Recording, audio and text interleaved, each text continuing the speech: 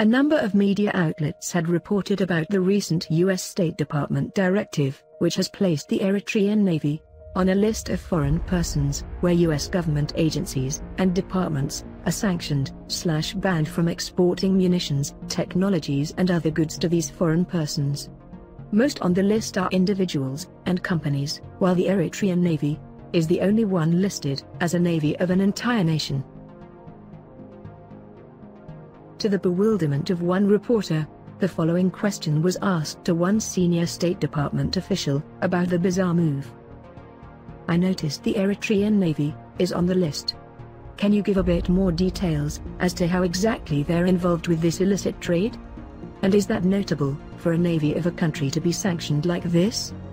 The response from the senior State Department official was the same as usual when it comes to Eritrea.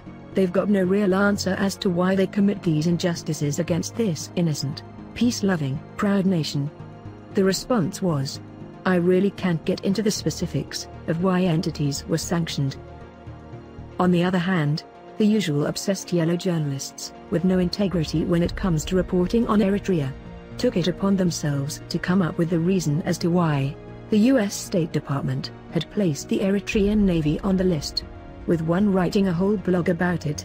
Former BBC journalist Martin Plaut, who has previously been caught red-handed on numerous occasions, lying and reporting fabricated news about Eritrea, says, Washington imposed sanctions on the Eritrean Navy after Asmara was found to have purchased military equipment from the North Korean regime. Mr. Plaut is making this claim, despite the fact that Washington had not so far given the reason as to why it made such irrational move. He's presenting his theory as facts, no integrity whatsoever. He makes his claims based on a report from a sanctions committee on the DPRK, or also known as North Korea, which was released in February 2017. Nowhere in this report does it present any real evidence of Eritrea purchasing any military equipment from North Korea.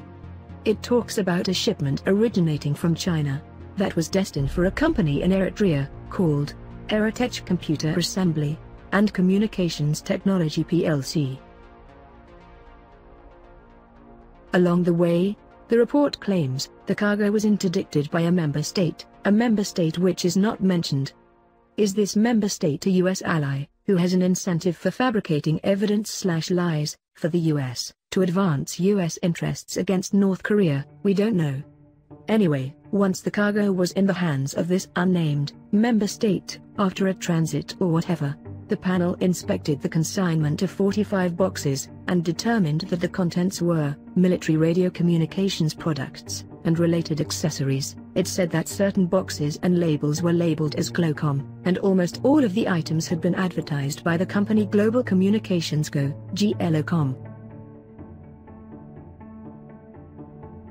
Now so far, no real evidence of Eritrea purchasing these alleged military equipments from North Korea. All it says is a cargo destined for a company in Eritrea that originated from China, not North Korea, but China, had been interdicted by an unnamed member state, and pictures had been presented of the alleged contents of that cargo. So the question is, why is it being presented as if Eritrea, as a state, had brought military equipment from North Korea? If we look further into the Sanctions Committee report, it says that information obtained by the panel demonstrates that Glocom is a front company of the Democratic People's Republic of Korea company, called PAN Systems. So they're claiming without giving a source to the supposed information they had obtained that Glocom is a North Korean front company. For those who don't know what a front company is, a front company in short is a company used to shield an entity, whether it be a state or another company, from liability. Front companies have also been used for money laundering, for illicit activities. Even intelligence agencies, like the CIA, have used front companies in the past to conduct their clandestine activities. So basically, it's something you create in order to conduct the things that you want to do, without it being traced back to you. Now coming back to the Sanctions Committee report on North Korea, it said that the cargo that was allegedly destined to Eritrea had military camouflaged run sacks that had "Made in DPR Korea" written on them. That is just too funny. First, it's defeating the whole purpose of having a front company. You know, the purpose of having a front company is to shield you from liability. You don't go ahead and stick your name on it. This just shows you that all of this is a whole load of fabricated hogwash. What's even more hilarious is the panel's assertion that this is a confirmation of ongoing arms-related cooperation between the two countries. Just hilarious.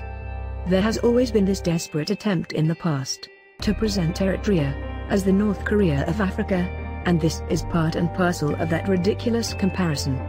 But more importantly, the main message they want to sell here is that these two countries that are under sanctions are violating the arms embargo. Therefore, let's continue on with the sanctions based on lies and fabrications. The corrupt nature of these sanctions committees and the United Nations Security Council is out of this world. These people need to stop insulting people's intelligence.